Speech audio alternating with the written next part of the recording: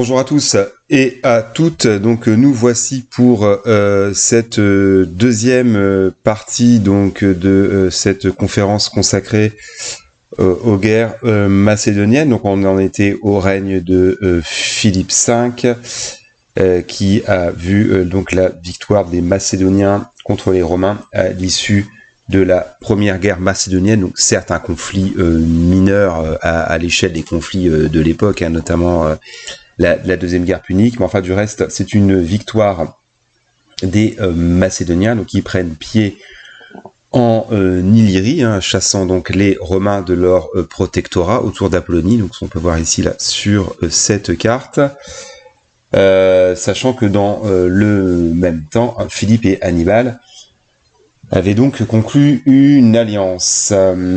Alors cette guerre se termine donc par un traité de paix donc qui est signé en Épire à Phénicée en 205.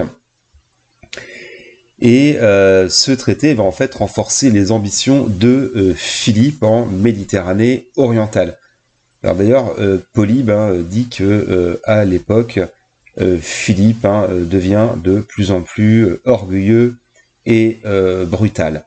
Et donc il s'inquiète de l'expansion séleucide sous Antiochos III, et en même temps il s'inquiète de la puissance navale montante de Rhodes et de Pergame.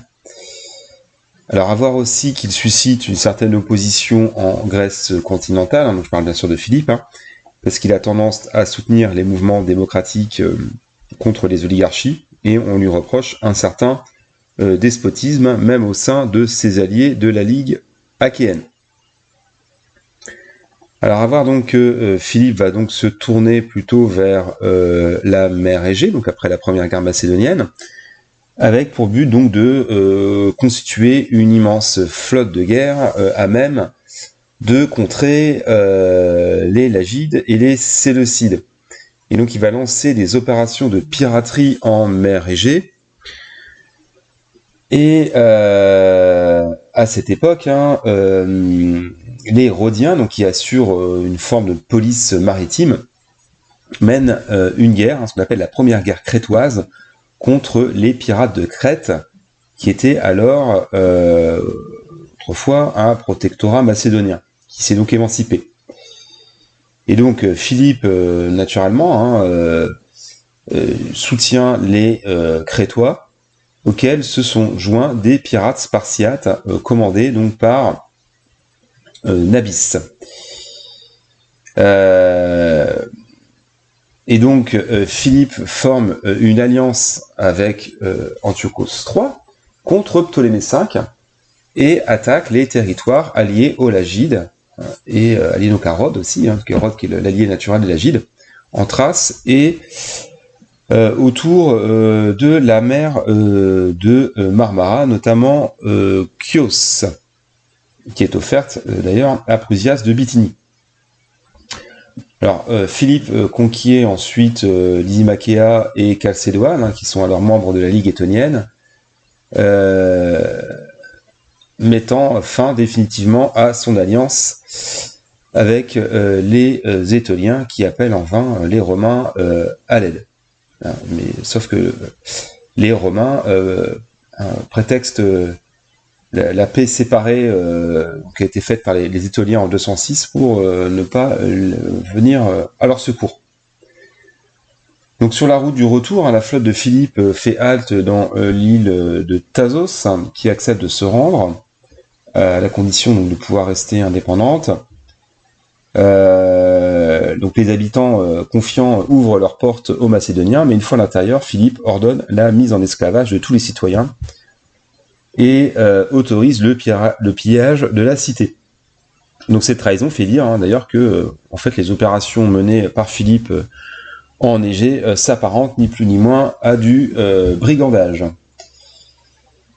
Alors au cours de l'hiver 203-202, Philippe conclut un traité avec Antiochos III, donc afin de se partager les territoires donc détenus par le jeune Ptolémée V.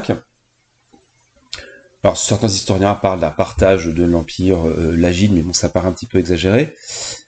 Sachant que ce plan aurait plutôt prévu que Philippe fasse main basse sur les possessions lagides du littoral de l'Asie mineure, notamment autour de la Carie, que l'on voit donc ici, hein, donc au sud de l'Anatolie.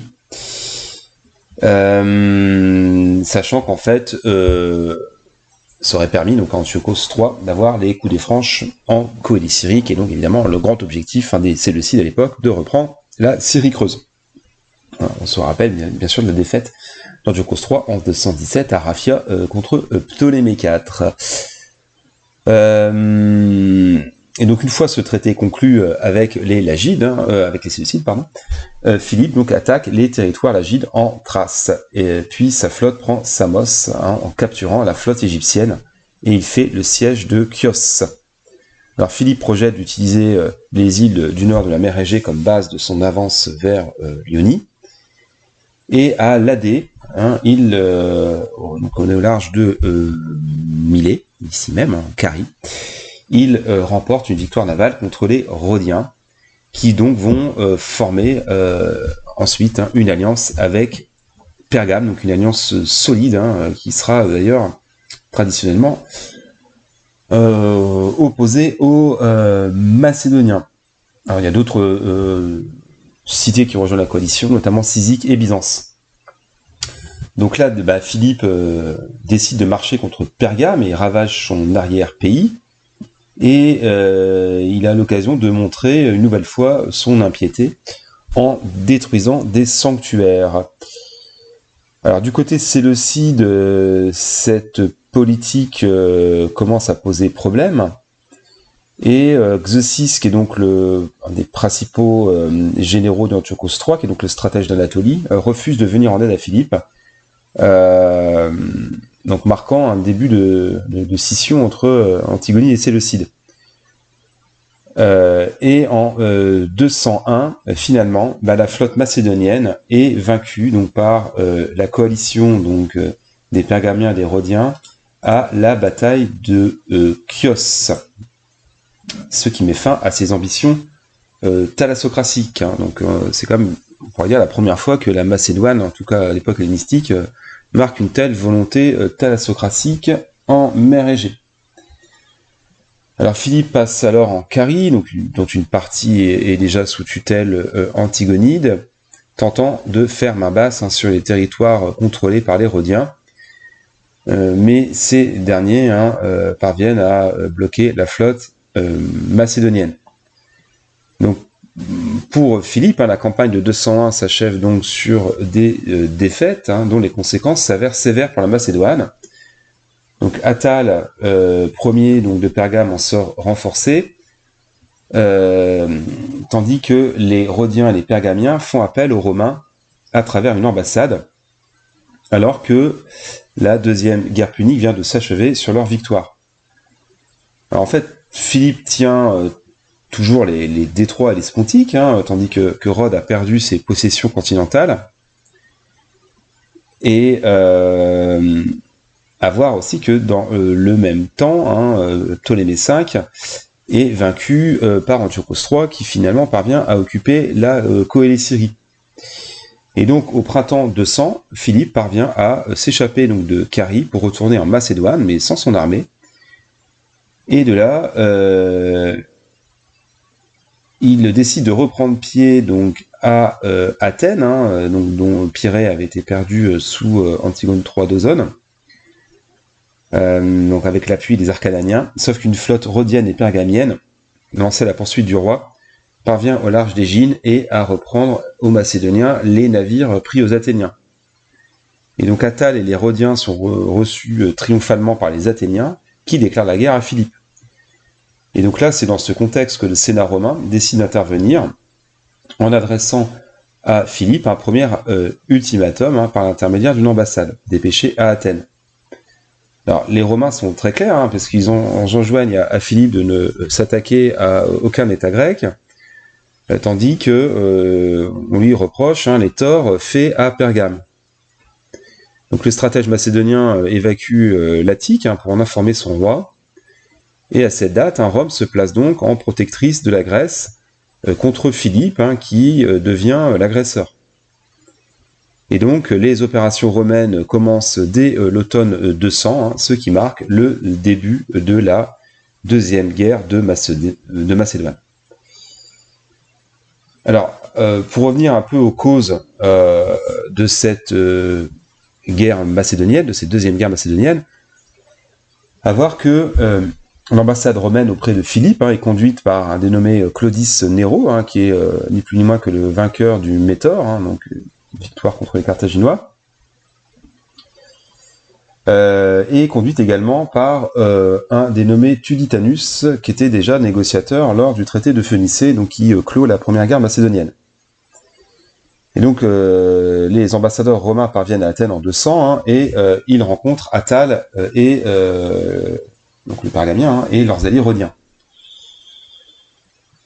Et donc bien voir que donc la cité à l'époque victime d'une attaque des Macédoniens, et c'est à ce moment-là que donc les envoyés romains rencontrent le stratège de Philippe, donc appelé Nicanor, qui lui demande clairement de ne plus s'attaquer aux Grecs. Donc c'est pas encore une déclaration de guerre, mais plutôt un ultimatum. Donc là-dessus, Nicanor retourne en Macédoine, tandis que les légats romains partent en mission en Orient afin de mettre fin à la guerre de Syrie entre Antiochos III et Ptolémée V. Sauf que là, Philippe n'écoute pas les Romains, il se conduit de manière inconsidérée et il enclenche une nouvelle invasion de l'Attique, ainsi que des opérations en Thrace et sur les détroits, en faisant le siège d'Abydos, que l'on voit ici donc sur le détroit de l'Hellespont.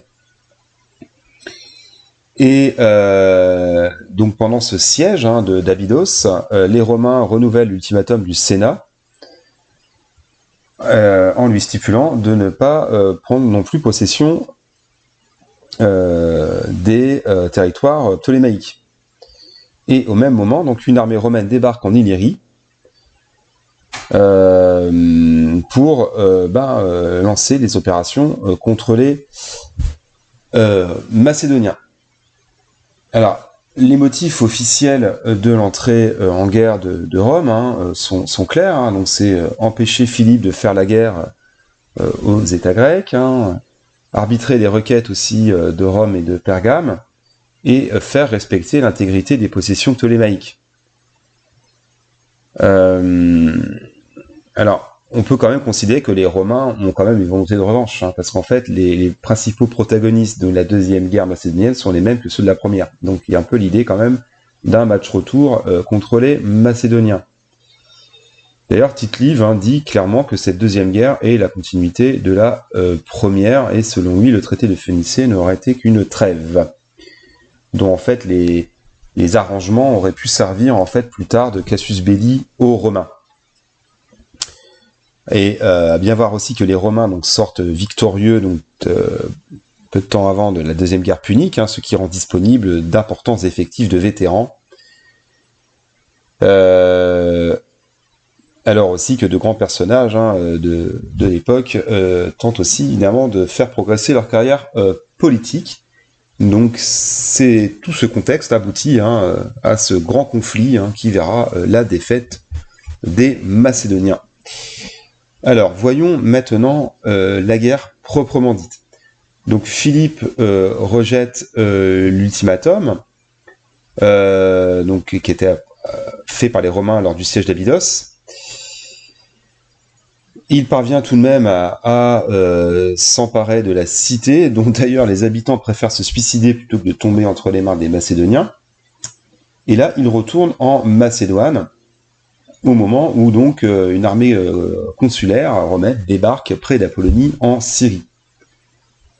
Alors on ne sait pas trop si le rejet de Philippe est un calcul politique à long terme, ou si c'est une réaction épidermique, une réaction de colère, peut-être une forme de... Je pense que peut-être que les Romains bluffent, en tout cas, mais bon, il ne sait pas encore à cette date-là que les Romains ont débarqué en Illyrie.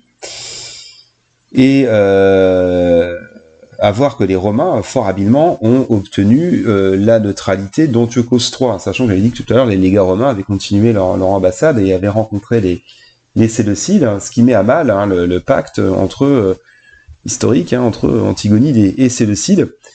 Et on a bien vu que la Macédoine apparaît très isolée à cette époque, sachant que leurs alliés achéens sont d'ailleurs en plein conflit contre les Spartiates et restent dans une forme de neutralité. Et d'ailleurs, ensuite, ils vont rejoindre le parti romain. À voir aussi que la Ligue hellénique, donc qui est la Ligue de Corinthe, qui a été restaurée par Dosone, ne réagit pas. Donc la Macédoine paraît bien isolée. Alors, certes, les Romains disposent de la supériorité maritime, mais il manque encore d'appui militaire en Grèce, excepté quelques troupes dites barbares, donc d'Illyriens et de Dardaniens, qui sont les ennemis traditionnels de la Macédoine. Alors les premières opérations sont assez confuses, les Macédoniens sont battus une première fois,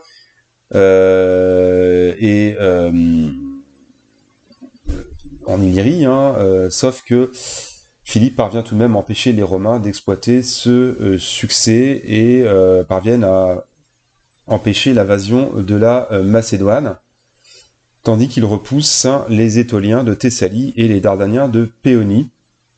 Mais cette campagne va convaincre les Étoliens de s'allier avec les Romains.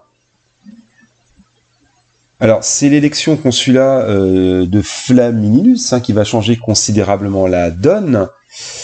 Donc c'est il est relativement jeune, il a 30 ans, alors il se dit philhellène, alors à savoir si c'est sincère ou non, mais en tout cas il va amorcer une politique beaucoup plus sévère, beaucoup plus drastique envers la Macédoine, qui est officiellement appelée ennemi des Grecs.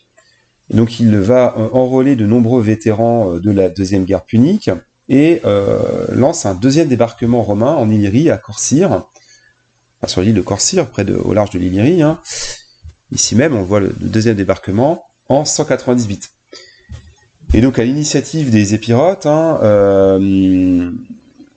il fait une rencontre avec Philippe V, qui pense pouvoir alors négocier avec les Romains, comme il l'avait fait précédemment à la paix de Phénicée. Mais là, Flamininus se montre intraitable, et au nom du Sénat, il lui signifie qu'il durcit les conditions de l'ultimatum, sachant que les Macédoniens doivent, selon les Romains, abandonner toutes les places fortes qu'ils occupent en Grèce, dont notamment celle de Thessalie, sachant que les Romains prônent désormais, on pourrait considérer, la liberté de la Grèce, et non plus seulement la paix en Grèce. Donc Philippe rejette cette proposition, et entraînant donc la réaction de Flamininus, qui marche contre les Macédoniens, qui sont donc battus en Épire à la bataille de Laos en 198. Donc là, Philippe se retire précipitamment en Thessalie, qui est envahie par les Romains et les Étoliens. Il pratique la tactique de la terre brûlée, tandis que les places fortes macédoniennes résistent aux Romains, ce qui font qu'ils vont pas s'attarder. L'été 198, les Romains s'avancent vers le golfe de Corinthe. Et là, les flottes de Rhodes et de Pergame font leur jonction avec la flotte romaine dans le golfe saronique.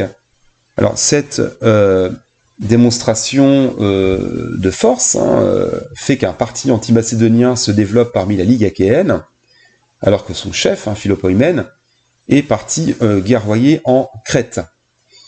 Et donc là, les Achéens choisissent de quitter l'alliance avec la Macédoine. Ils n'ont plus que quelques alliés, notamment Argos, qui lui restent fidèles.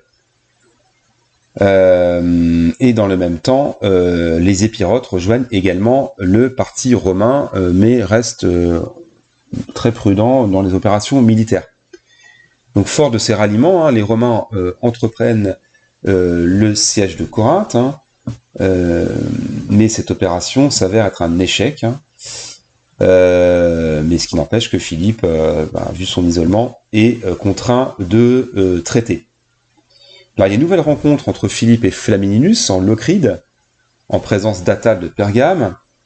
Donc, Flamininus réclame l'évacuation des garnisons macédoniennes en Grèce, la remise des prisonniers, des déserteurs, le retour des territoires d'Illyrie, anciennement sous protectorat romain. Alors, Philippe fait des propositions sur les places qu'il veut bien céder, mais les alliés grecs des Romains donc, réussissent à convaincre le Sénat que Philippe reste une menace pour les Grecs, alors qu'il conserve tout de même Démétrias, Chalcis et surtout Corinthe, le verrou naturel de la Grèce centrale. Et donc, en fait, cette ambassade est vaine, les pourparlers sont rompus et la guerre reprend.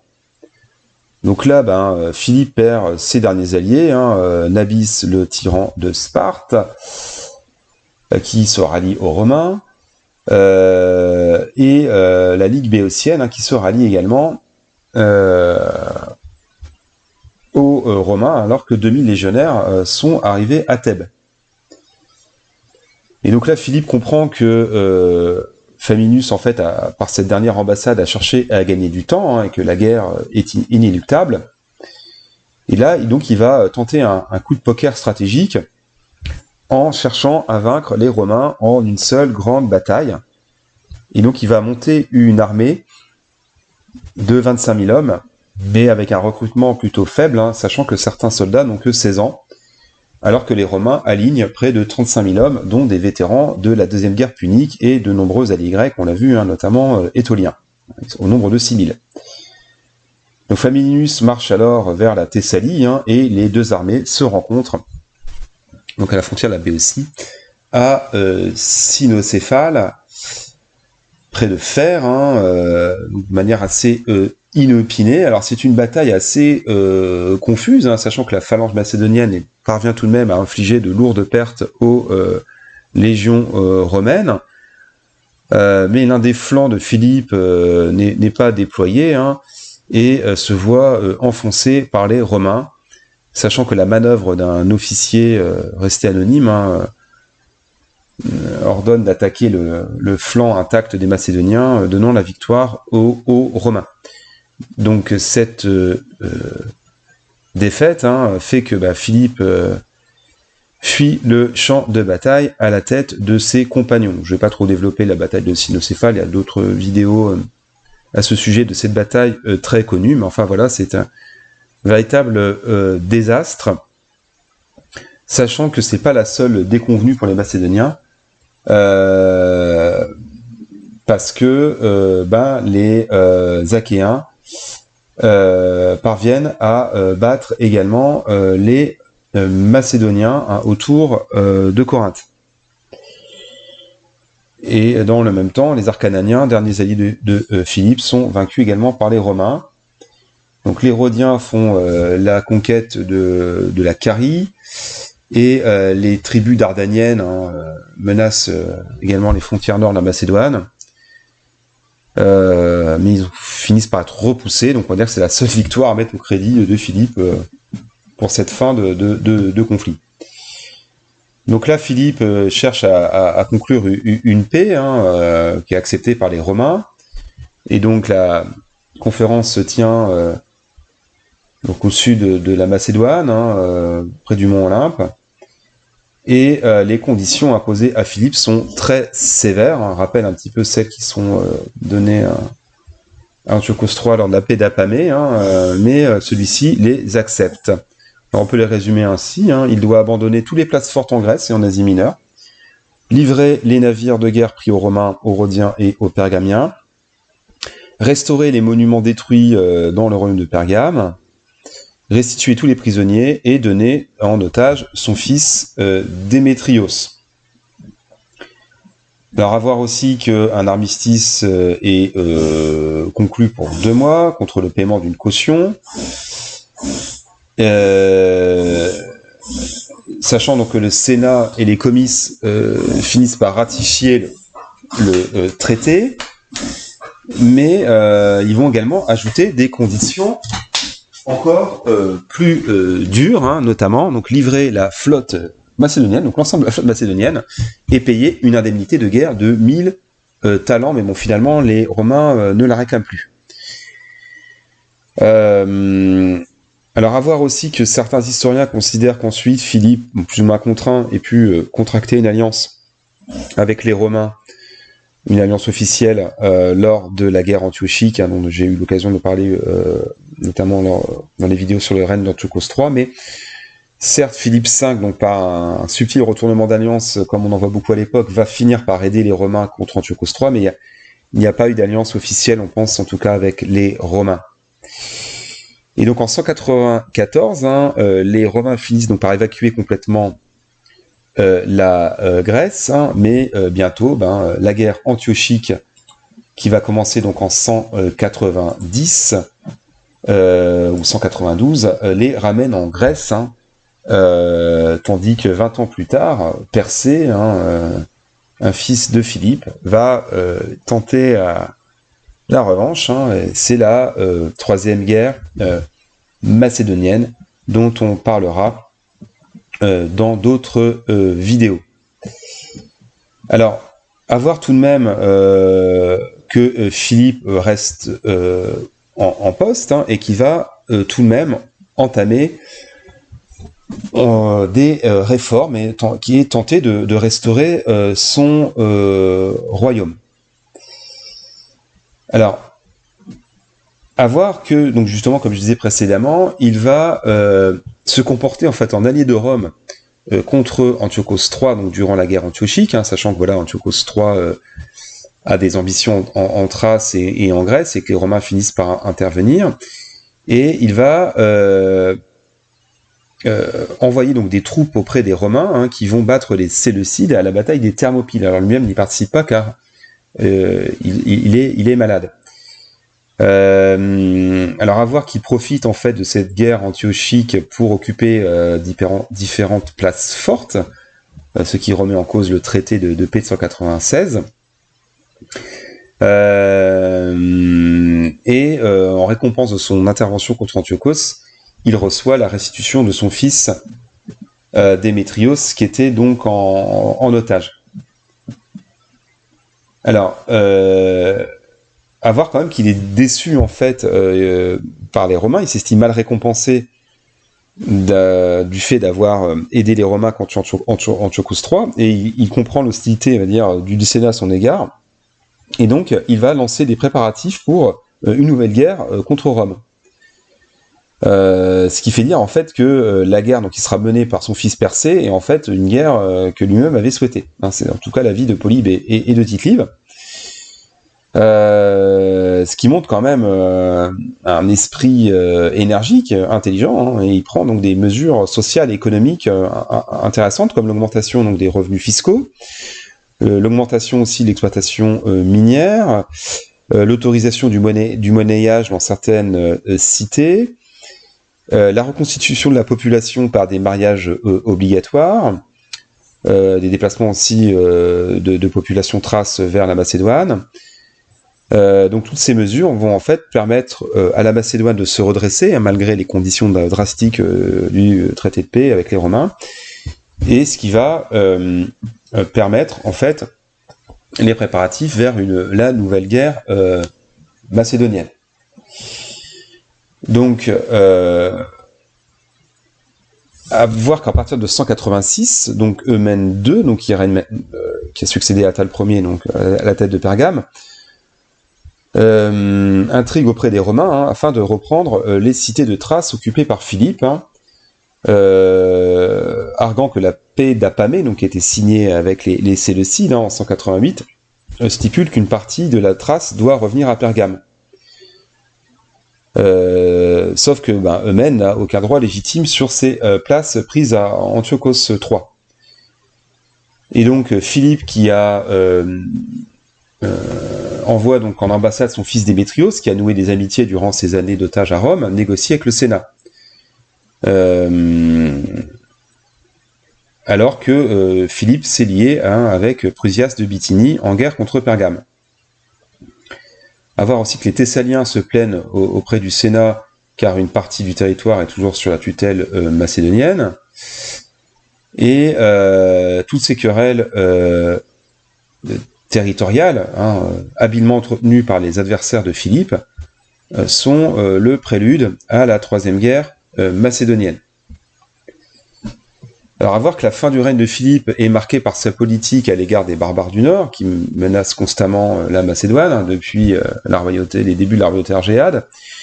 Et donc il cherche à consolider ses frontières septentrionales et à déplacer des peuples en Péonie afin de faire tampon contre les Dardaniens et les Thraces. Et donc en 194, il va lancer une campagne sous le prétexte de défendre Byzance. Il va d'ailleurs obtenir le ralliement des Bastarnes, une confédération de peuples celto-germains. Et donc il dirige plusieurs expéditions entre 184 et 181 contre des peuples thraces. Finalement, les Bastarnes s'installent en Péonie au moment où le roi meurt. Et donc son fils Persée abandonne cette politique de colonisation. Et les Bastarnes se livrent à des pillages et finissent par être rejetés au-delà du Danube. Alors, les troubles dynastiques, donc en gros, la querelle entre Démétrios et Persée, je verrai ça à d'autres occasions pour la prochaine vidéo. Mais donc là, je vais quand même faire un petit bilan du long règne de Philippe. Mais c'est vrai que c'est pas forcément évident de faire un bilan, parce que autant son contemporain Antiochos III avait un dessein très clair qui était de reconstituer la grandeur de l'empire séleucide, les desseins de Philippe ne sont pas vraiment connus, en fait. Ils ne sont connus qu'à travers les yeux de ses adversaires, donc les sources romaines, notamment Tite-Live ou pro-romaines, comme Polybe, qui appréhendent assez difficilement les véritables objectifs de sa politique en Grèce. Alors à voir qu'en fait on pense qu'il réagit plutôt de manière impulsive, parce qu'il est quand même aux prises à des forces importantes à ses frontières, un monde également en refondation, la victoire romaine donc, dans la deuxième guerre punique, l'expansion des Séleucides sous Antiochos III, le déclin des Lagides. Donc il montre en fait une forme d'impulsivité. On pense qu'il est relativement aussi sous influence. Il a un tempérament aussi assez colérique. Mais en tout cas, voilà, on n'a pas vraiment l'idée du dessein. Est-ce qu'il voulait rétablir une hégémonie totale sur la Grèce? Est-ce qu'il voulait chasser les Romains? Est-ce qu'il voulait fonder une thalassocratie durable en mer Égée? Donc tout cela n'est pas forcément très très clair. Enfin, malgré sa défaite en 197 contre les Romains, c'est pas le premier, ce sera pas le dernier, il témoigne d'une politique clairvoyante qui permet un redressement spectaculaire du royaume en termes économiques et social, et ce qui va donner, on va dire, la confiance aux Macédoniens pour une troisième guerre face aux Romains. Voilà, je vais m'arrêter là-dessus, et on verra donc la troisième et quatrième guerre macédonienne les prochaines fois. À bientôt, merci.